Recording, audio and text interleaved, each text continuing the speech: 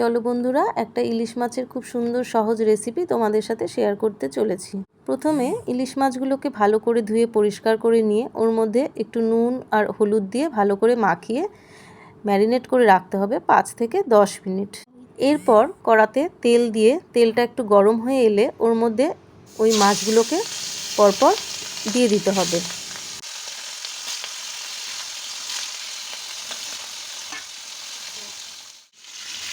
পর মাছগুলো এক পিঠ ভাজা হয়ে গেলে উল্টে আর এক পিঠ ভেজে নিতে হবে হালকাভাবে।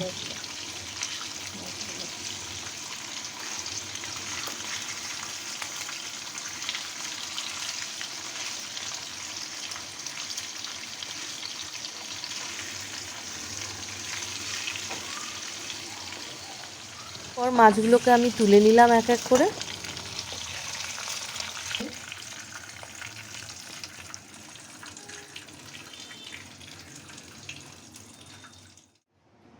এরপর ওই মাছ ভাজার তেলেই কিছুটা কালো জিরে ফোড়ন দিয়ে তারপর ওর মধ্যে আগে থেকে ভিজিয়ে রাখা হলুদ আর লঙ্কার গুঁড়ো ওই তেলের মধ্যে দিয়ে খানিকক্ষণ কষিয়ে নিতে হবে।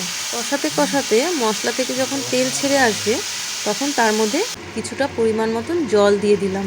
এবার ঝোলটা ফুটলে ওর মধ্যে ওই ভাজা মাছগুলো এক এক করে দিয়ে দিতে হবে।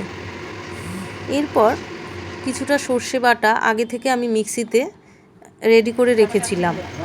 তোমরা চাইলে সাদা সর্ষে অথবা কালো সর্ষে দুটোই ইউজ করতে পারো। আমি এখানে সাদা সর্ষে ব্যবহার করেছি। এই দেখো, এবার সর্ষে বাটাটা আমি ঝোলের মধ্যে দিয়ে ঝোলটাকে একটু নেড়ে চেড়ে দিলাম।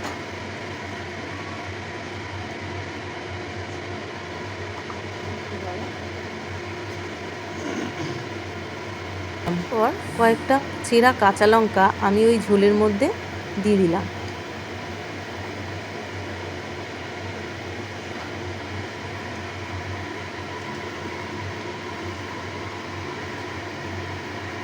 এবার ওই ঝোলটা যখন ফুটতে শুরু করে দিয়েছে তো তখন আমি ঢাকনা দিয়ে খানিকক্ষণ গ্যাসের আঁচ মিডিয়াম লোতে করে কিছুক্ষণ আমি ঢাকা দিয়ে রেখে দিলাম। ঢাকনাটা উঠিয়ে আমি কিছুটা মাছটাকে এবার উল্টে পাল্টে দিলাম এবং দেখলাম যে মাছটা সেদ্ধ হয়ে এসছে। এইবার নামানোর আগে অল্প একটু চিনি তার মধ্যে অ্যাড করলাম। আমার ইলিশ মাছের সর্ষে পাতুরি রেডি এবং গরম গরম ভাতের সাথে আমি সার্ভ করলাম। রেসিপিটা তোমাদের কেমন লাগলো কমেন্ট বক্সে জানিও। রেসিপিটা যদি ভালো লেগে থাকে ভিডিওটা লাইক, কমেন্ট, শেয়ার অবশ্যই করে দিও।